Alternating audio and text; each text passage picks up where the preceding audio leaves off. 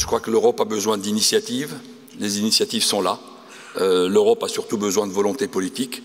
Nous considérons, Andreas Schöckenoff et moi, et ce soir, je pense aussi avec Andreas Schwab, que l'amitié franco-allemande est une condition indispensable entre nos deux pays, mais c'est aussi le moteur de l'Europe. Ce n'est pas simplement la volonté franco-allemande qui suffira, mais sans volonté franco-allemande, les choses n'avanceront pas.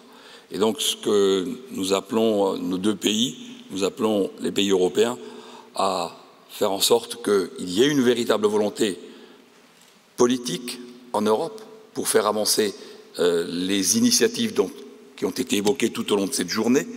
Et nous sentons bien qu'ils sont quelque part une réponse à la crise. Mais nous sentons bien aussi que cette crise est terrible pour l'Europe. Parce que, Monsieur le ministre l'a dit tout à l'heure, cette Europe peut aussi se déliter un petit peu au moment de cette crise, et nous l'avons vu.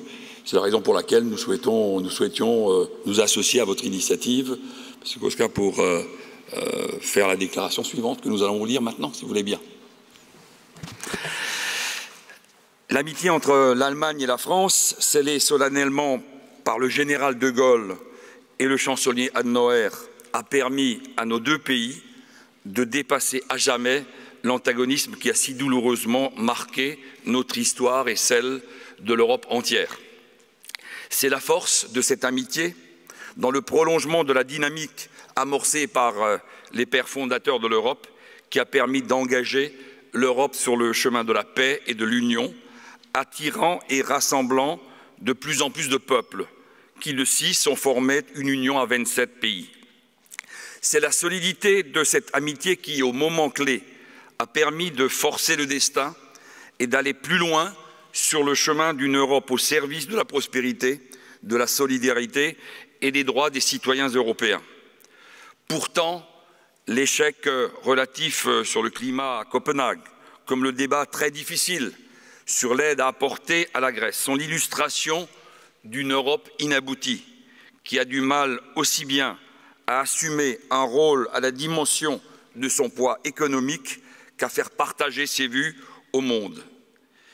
La crise financière a plutôt exacerbé les incompréhensions, sinon les antagonismes, au sein de l'Union européenne, avec la tentation de chacun des États de se replier sur soi au nom d'intérêts particuliers et au détriment d'une approche plus communautaire.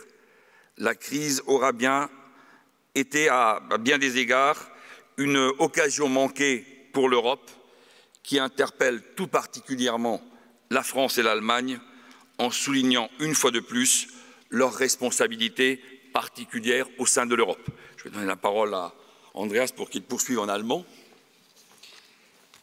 Genau das sind die entscheidenden Momente, in denen die Fundamente der deutsch-französischen Freundschaft zum Tragen kommen müssen, um unsere beiden Länder zu helfen, die Verfolgung kurzsichtiger Eigeninteressen hinter eine gemeinsame europäische Zukunftsvision hintanzustellen. Die Lebendigkeit der europäischen Idee hängt davon ab, ob die deutsch-französische Freundschaft ihre historische Mission als Motor der Europäischen Union erfüllen kann. Nur eine von Deutschland und Frankreich geteilte Zukunftsvision kann dazu beitragen, Europa voranzubringen. Dafür muss gegenseitiges Verständnis gestärkt werden.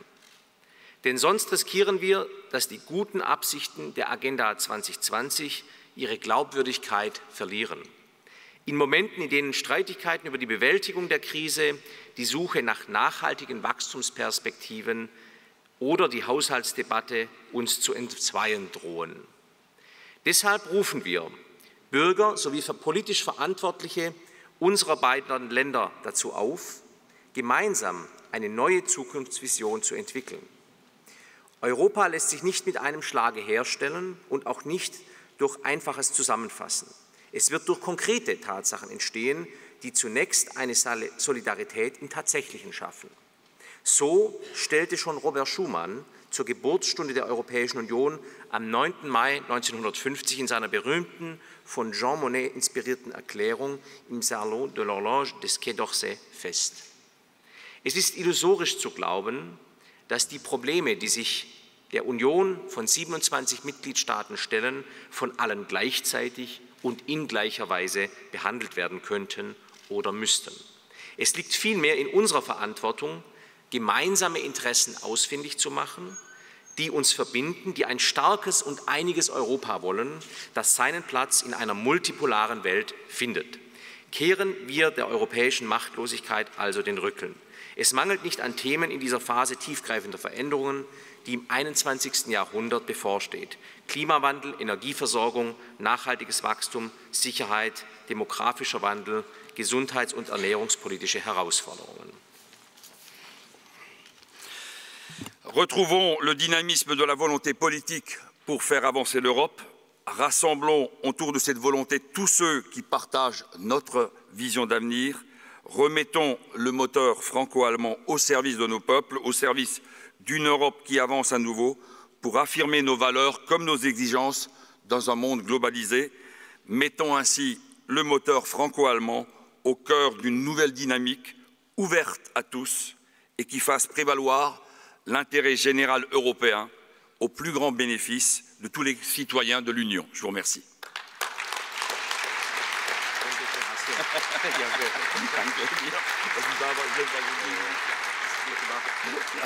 Ein gutes Ziel alles.